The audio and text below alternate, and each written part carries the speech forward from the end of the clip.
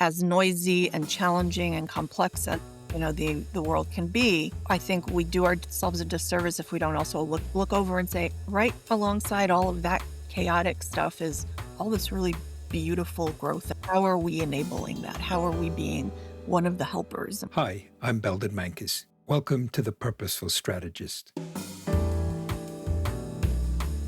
the podcast that shifts the conversation about purpose and strategy from what organizations should do to what business leaders actually are doing and what they've learned along the way.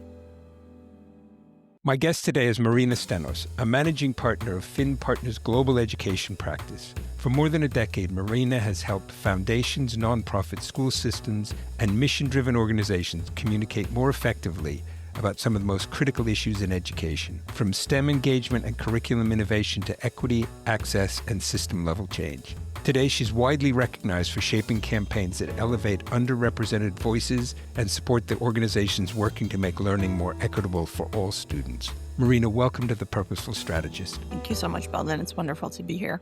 Yeah, it's great to have you. I want to spend most of our time today talking about the global education practice. But from our previous conversation, I understand that Finn Partners has a bit of a unique model. Maybe it's even sort of a unique organization. So if you can, maybe you just say a bit about how it got started, how it grows, how you became part of it, all that sort of thing. Yeah, happy to. Finn Partners was founded by Peter Finn in 2011, and we're one of the world's fastest growing independent agencies. We are now in 35 geographies, over 15 or 1,600 members. We're across 3 continents and continuing to grow. We serve our clients through a combination of true partnerships, and we offer them access to highly specialized expertise and a values-driven culture that really is centered around collaboration, innovation, and, as you mentioned, really looking to make good in the world. We really all rally around that, and we feel very privileged that we get to work with clients who are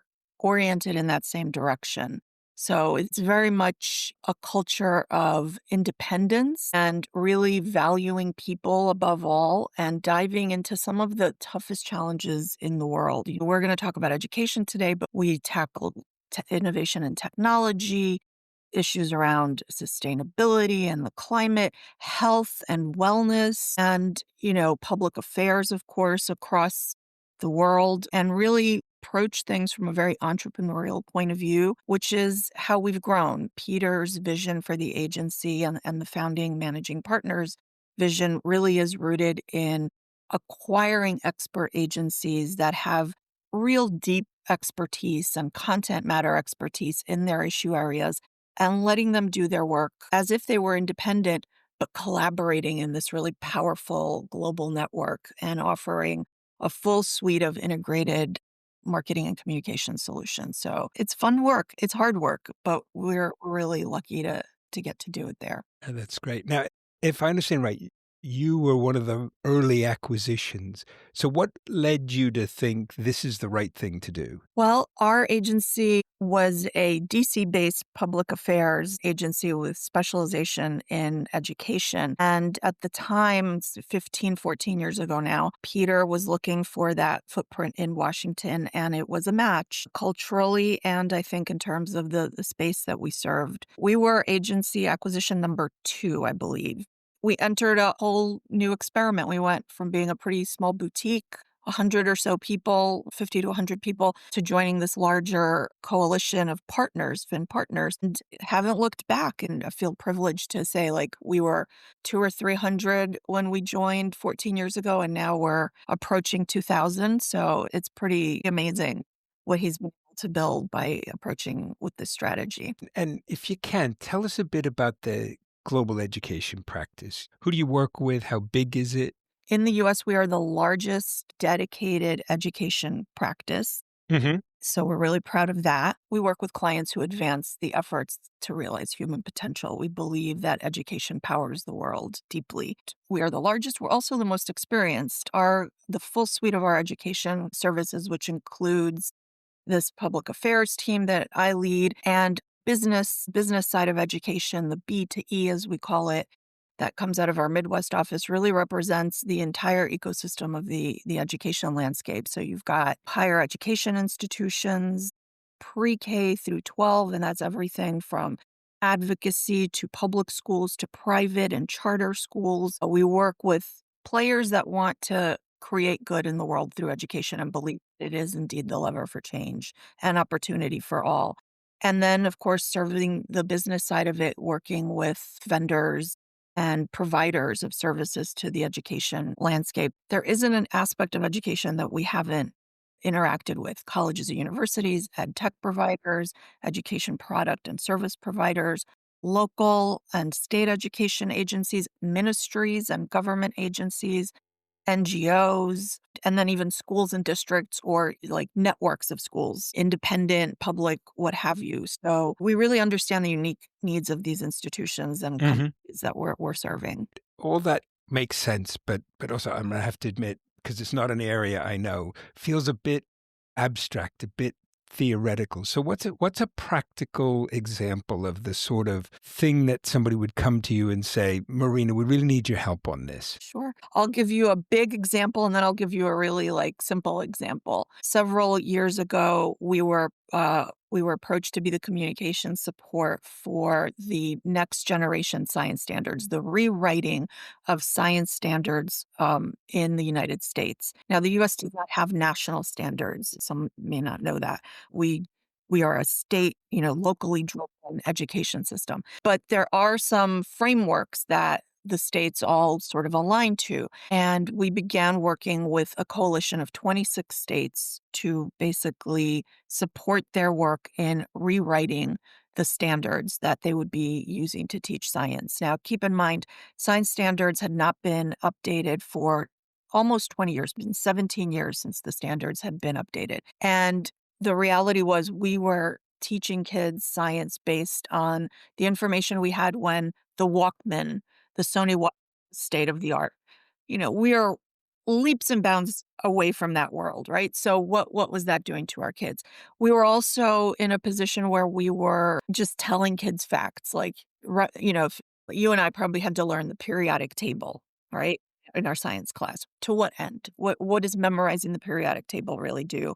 When our goal is to create a science mindset and to have students, citizens really, right? Because we're educating people to build citizens in the world, to think like scientists because we're interacting with science and all sorts of issues that relate back to science on a daily basis, whether it's the over the counter medicine you're going to choose for your headache or a policy that is informing the health insurance coverage you're going to get, or frankly, even this conversation, how enabled it is by science that, all research that's gone into creating the world as we know it. We primarily live in a created environment. So we went to work on that. And our initial job was really to protect the process, to let the science educators own the writing process, to debate and consider and weigh and shift the ways in which they were going to change how science was showing up in classrooms. We are not scientists. Our job was really to ensure that there was transparency, but also protecting it from, those who may try to derail an effort like that. So you've used a word there that's definitely caught my attention, which is protect. And my guess is it means something to you. So help me understand, why did it need protection? Who was trying to derail the process? And how did you provide that protection? I can imagine it was, well, we're just trying to keep people out of the meeting room, but my guess is it wasn't quite that. So Yeah. for the uninitiated, which is me, how does it work? Yeah. When you're doing systems level change, work that requires a lot of input from a lot of players, and you're going to be speaking to a wide range of audiences, you really want to make sure that the fidelity of the work is sound. So that's step one. Ensuring that the right people are in that room. The call went out to the states, to the state science supervisors to say, hey, we're doing this work. There's the framework from the national academies. Group had worked on that.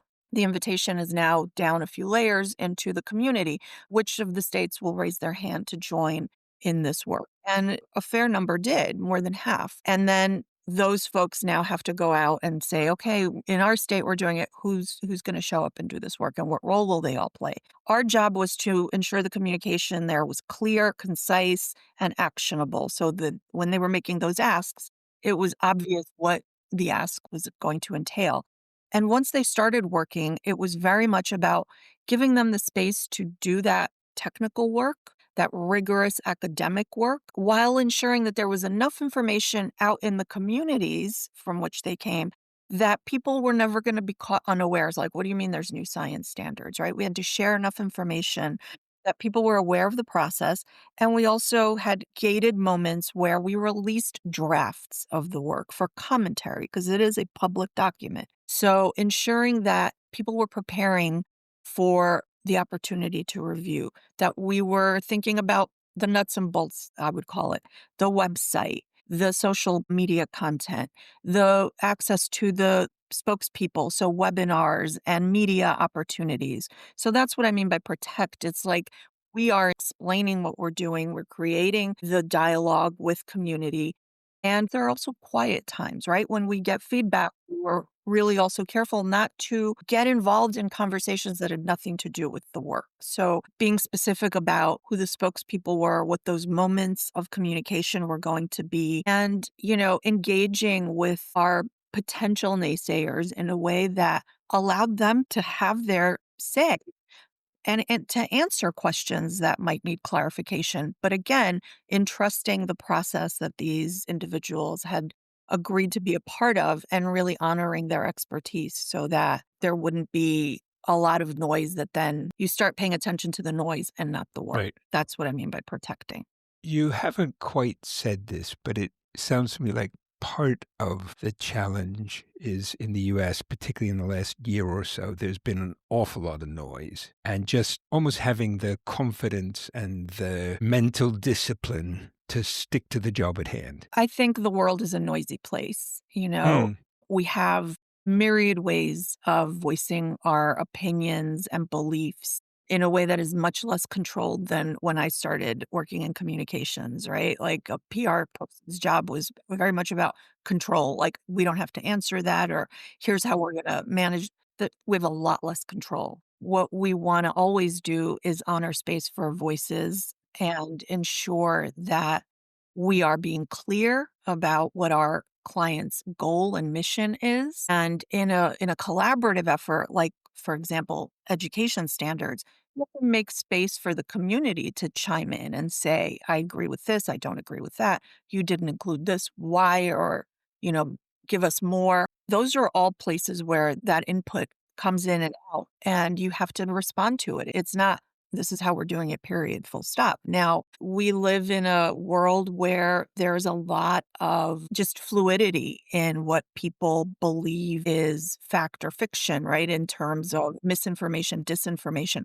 Our ability to figure some of that out is both aided by the technology and the methods of communication we have and enabled, like we're enabling some of that to happen. So that sort of rigor of expertise and trust in dialogue as fundamental to always ending up in a better place is very much informs our work. So I would say, writ large, the world is a noisy place. Some issues may invoke more noise than other issues, but our goal with our work is always to stand on the side of the helpers, as Mr. Rogers told me when I was very young. Go look for the helpers, who's trying to help, and ensure that everyone is honored and respected in the process. If there's disagreement, but always stay true to what the purpose of the work is meant to be doing.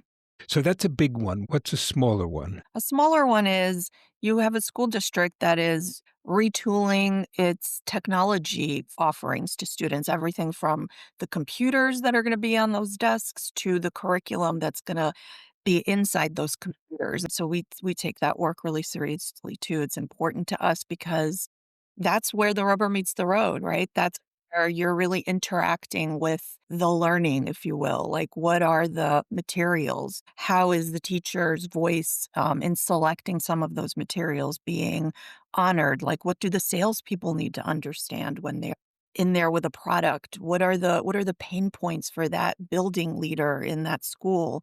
What is it that they're struggling with or trying to solve? And how can our client solutions help make their life a little easier and ultimately better learning for all the students? Looking a bit more broadly, what do you see as the big developments or trends happening, sort of where education and communication meet?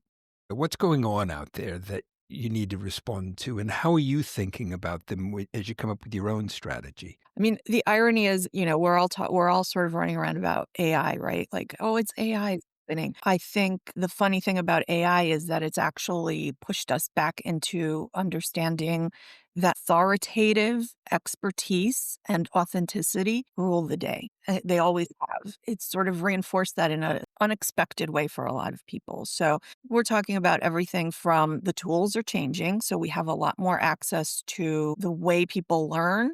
There's now, I could name like 100 different ways that you could interact with knowledge acquisition in the US, but I would hazard it's probably happening globally as well.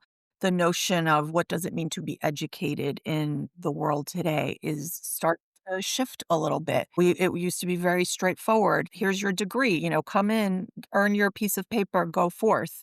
You shall be employed and considered an educated person. That is less true, though I think formal education is still the ticket to ride, if you will. There's a lot more ways to get there now. In the US, we're seeing a lot of interest in career and technical pathways. We're seeing, the early college approach really taking root. So you've got kids graduating with their high school diploma and a 2-year associate's degree with a lot more options before them. And you can be just as well off as anyone with a formal education. So I think there's some tension there in terms of how our consumers of education perceiving the value, and institutions have to respond. And we're seeing a lot of innovation starting to take hold with different offerings and more collaboration across institutional silos. At the same time, there's some external pressures in terms of the formal ways in which certain fields are being funded and having to sort of pivot and shift about how they're going to approach those gaps now. And I think that also forces more collaboration and more innovation across the board. What's an example of one of those areas that's having to pivot? What are they pivoting from and to, and why? Sure. I mean, in the US, I think we've had a really amazing investment from our federal government in science research, like R&D. That's really evolving with the new administration. They have a different set of priorities and a different approach to how they would like to see that funding go out. So that's really causing some disruption in the space that we've never had before. So I think that's causing a lot of the traditional ways that work has been done to be reevaluated. How are we going to pivot and how are we going to make space for new players, new funding models, different collaboration models to come to the fore? It's what's happening in the K-12 space. I think you've got a lot of desire by parents to see the right solution for their student. Is this way of teaching going to actually enable my students' learning style? We're seeing more of that thinking and sensitivity around how kids actually learn. I mean, we've had a really standardized approach. I think that's true globally. Are there ways in which education technology is disrupting some of that?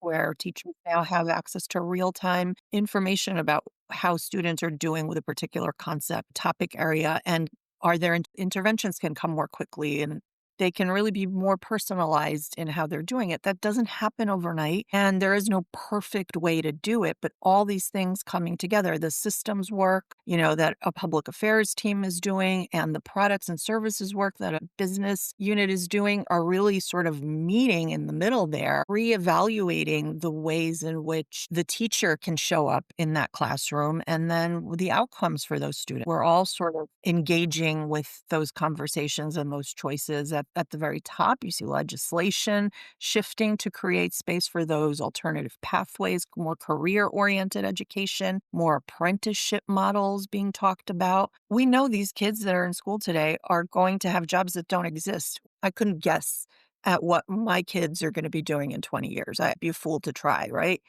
So it behooves us to think about all those changes across the board, whether it's how we're preparing kids at the early, in the early primary and secondary, down into post-secondary, down into individuals like you and I, a long time in the workforce. How are we staying up to date on our skills and addressing those? So those are all the really easy peasy things that we're talking about and figuring out for our clients. Thinking about your practice and sort of viewing it as a business, which it is, how do you come up with the strategy?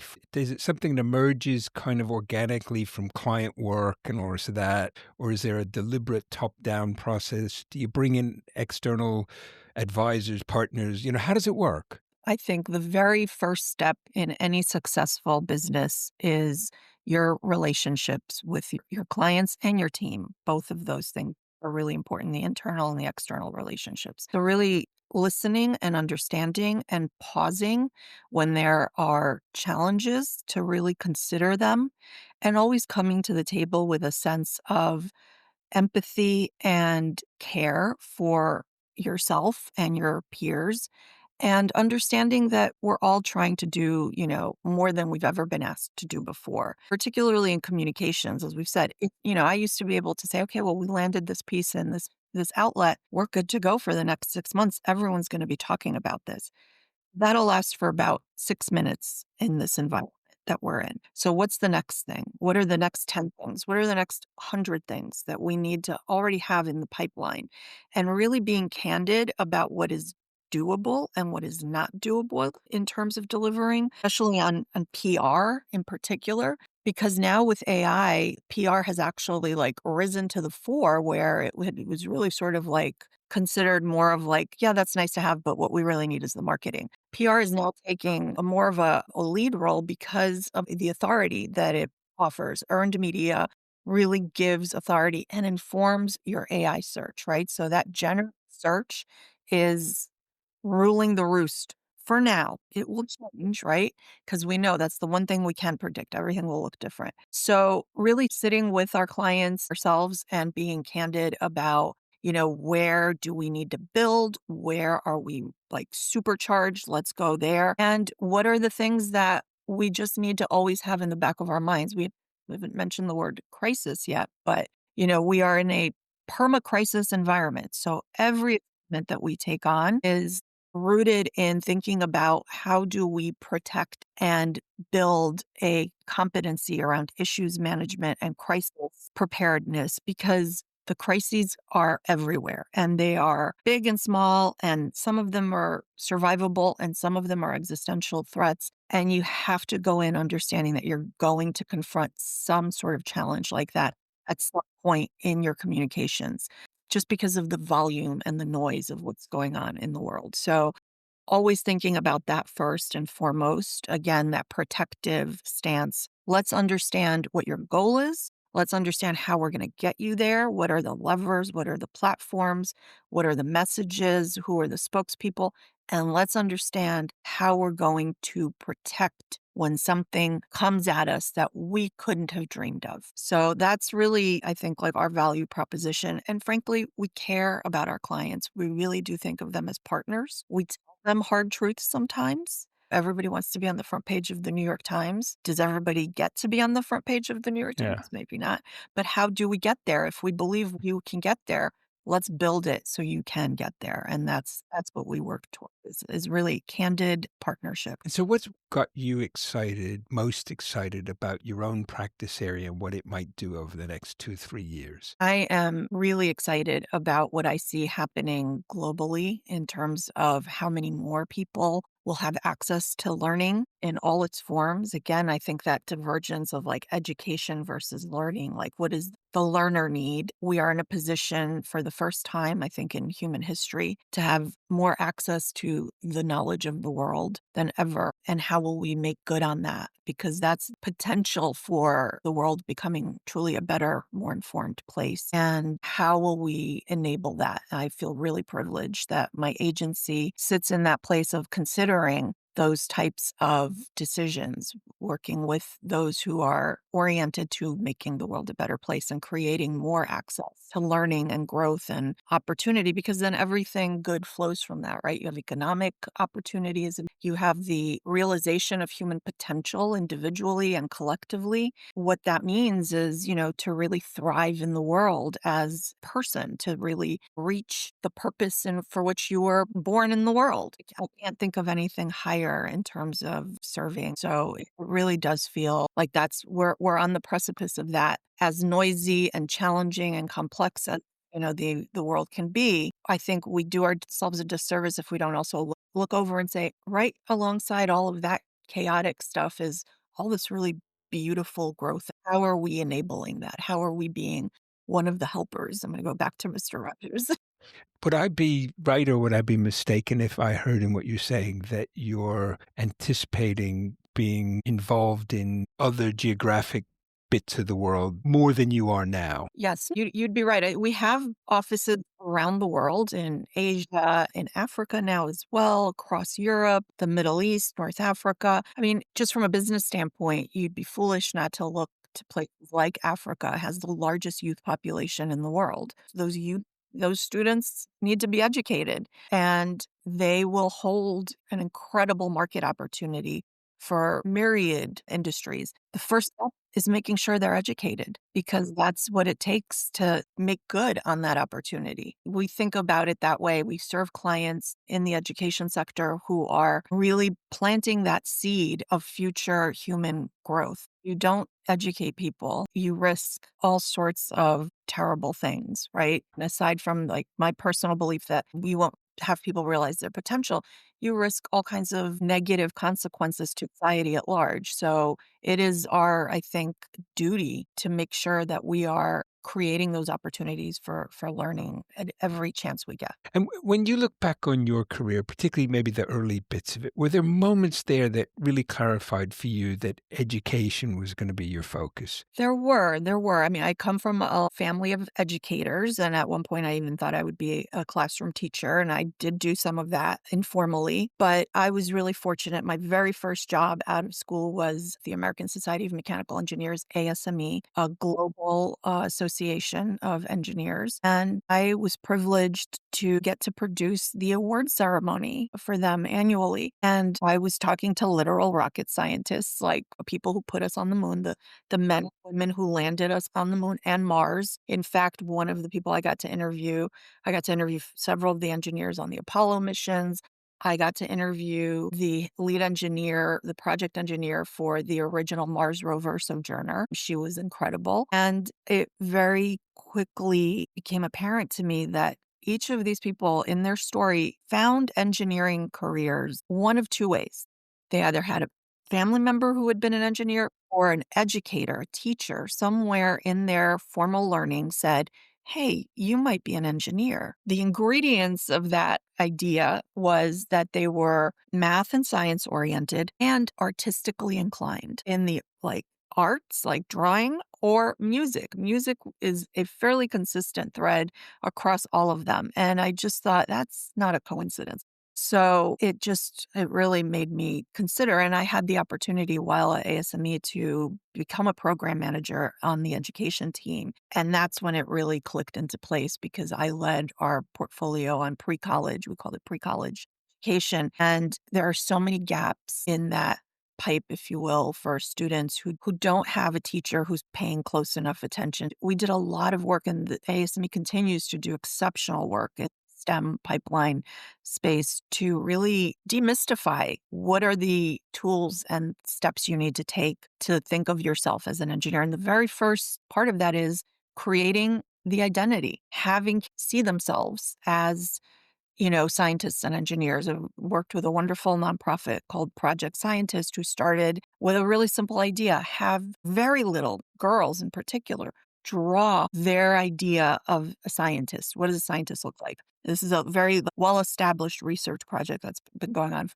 decades. To a person, they would draw an old Einstein guy and then intervene there, funding projects that brought them to places where they met real scientists and engineers, and then repeat draw me a scientist and engineer, and they draw themselves. It starts at that fundamental level. And that's the power of communication, I think, is that representation, that storytelling, that ability to disrupt cycles that keep kids, that keep communities locked into a notion that is just not the truth. It's not reality. It's really been, I think my time at ASME was so profoundly powerful for me and personally, but to know that that work continues in the world and we're continuing to serve clients who do that work too is beyond a privilege because it takes so little and yet the difference is so huge and it takes everybody being involved in it. You know, we've helped stand up organizations like STEM Next, which is doing that work around informal STEM learning. Those after school programs are so important and powerful. The National Math and Science Initiative, doing work with teachers to get more rigorous coursework in classrooms across the nation so that kids, because there's also like hard facts, like you have to have certain grade points and certain access to learning in order to be successful at the higher grade level. There are systems things that are a little broken that, again, like our privileges, we get to work with clients who are fixing those little things that can make a world of difference. Just that very simple story you told about, draw a scientist, just that's really got me thinking because it seems to me that's an approach that could be used around a lot of things. Absolutely. Absolutely. Really interesting. Marina, you've shared an awful lot, which is really, inspiring for me and hopefully others. Is there anything else you'd like to share with our listeners? Oh my gosh. I mean, just thank you for the opportunity to talk about Finn Partners and our education work. It's probably do a whole nother session just on our higher ed work because, that work is focused on, again, telling these stories. Again, a simple intervention, having the smartest people in the room doing research around how do you prevent flooding in a climate agency? How do you, and how do you translate that into something that you and I can understand? Because I was an English major. I was not an engineer or scientist. So I'm good at words, but I'm not good at math. And, we're privileged to really sort of pull the curtain back on how the world works. And I think it's an exciting time to be doing that work. It's a challenging time to be doing that. But I think we can also look to, again, look to the helpers, look to the things that are not broken and that people are working to make better and to elevate those. That's, I think, if we spent as a society a little more time doing that, we'd have a very different sense of what is possible tomorrow. I do think that in the business world, there's way too much focus on finding the problems, the things that are going wrong and trying to address them. And of course, that does need to be done to some extent, but not nearly enough on what you're talking about. Find the things that are going great. Yeah. And what can we do to amplify them? Invest in them. I mean, look at Mackenzie Scott. That's what she's doing. She's going out there and handing out her resources to places that are tiny little spots of excellence. If we did more of that, wow, what a world we would have. Yeah. Marina, thank you so much for joining us. I wish you and your effort and your team and Finn Partners all the very, very best. And look forward to hearing how you go from here. Thank you so much, Belden. It was a pleasure. Thank you. Thank you for joining us for this episode of The Purposeful Strategist. In addition to being available on our website, you can find us on Apple Podcasts, Spotify, and Google Podcasts. If you enjoyed this episode, please do follow us and leave a 5-star review. It helps others find the podcast. Thanks again, and join us soon for the next episode.